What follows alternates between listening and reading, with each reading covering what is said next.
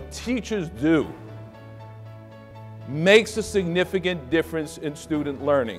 When you isolate all of the other variables and you compare teachers who teach in similar situations, the difference is not the situation. I know there are many factors outside of school that influence student learning, but the most significant factor, the key, is what teachers do. The McKinsey study that looked at the 25 most outstanding schools in the world concluded that the success of a school is directly related to the success of their teachers.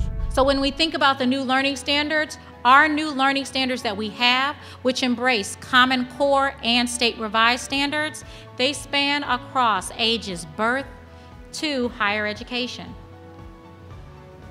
And what do we see when we think about our new learning standards? Whether we're talking about the early learning and development standards, or the K-12 Common Core and state revised standards, or even the remediation free standards that you may have heard about in our high school and higher education alignment committee meeting. They all embrace these key characteristics. They truly articulate and communicate the knowledge and skills that our students need to be successful. They drive the ability for students to take this deep understanding and apply it in a variety of different avenues and ways.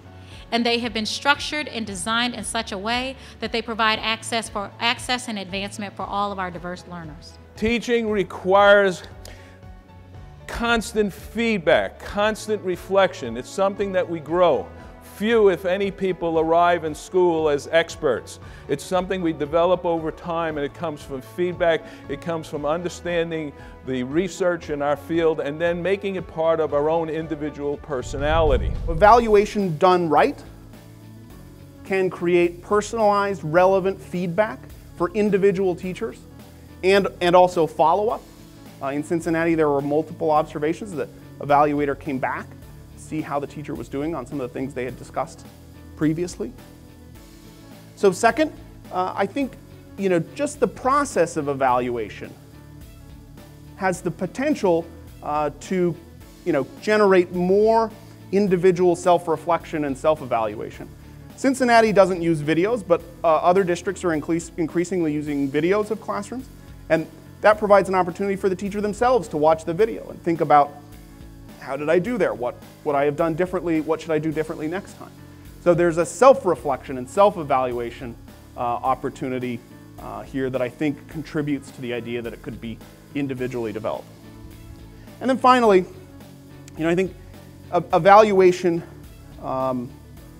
has the potential for creating more discussions among colleagues about what is good practice and what is less good practice in ways that could ultimately translate into improvements in the professional practices of individual teachers. So in the 21st century, wisdom, which is now digital wisdom, means combining those things that our brains do well with those things that machines do better, and doing it in the best possible way. Our kids need technology, and they need digital wisdom to succeed in the digital world. And they know this because they say things like this: if I lose my cell phone, I lose half my brain. That's what they're saying. It's part of me. My phone is my third hand. Some of you may feel that way, but I can tell you that the kids who are sitting here with their iPads and iPhones feel it a lot more. The value of laptop computers, iPads, smartphones, all these type of devices that we have out there really can help kids learn. And I mean, it can be significant gains in learning. It's very, very impressive. Without any question whatsoever, every study I've seen has said blended learning works. When we combine online resources, assessment, communication, and collaboration strategies with regular, several times a week, usually daily, face-to-face instruction, virtually every student's performance will increase. It will increase compared to students that had received 100% face-to-face instruction. It will increase compared to students that received 100% online instruction. Both the online learners and the face-to-face learners both do better when it's a mix of online and face-to-face. And we're starting to see this model implemented strongly in our universities and in our corporate and business world. Of course, that said, to be effective today, teachers need not only to use these 21st century tools that we're talking about, that we just tried one of, we need to be 21st century tools as well. So I encourage you to think of our job, everybody in this room, not just as racing to the top in terms of test scores, that's important, not just as using 21st century tools with kids, that's important, but rather about becoming and being 21st century teachers ourselves. That's the goal you should have for today and for the future.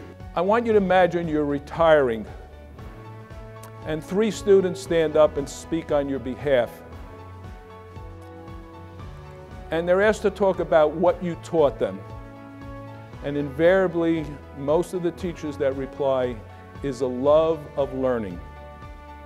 What if our only standard was one, that we wanted children to come to school and love to learn?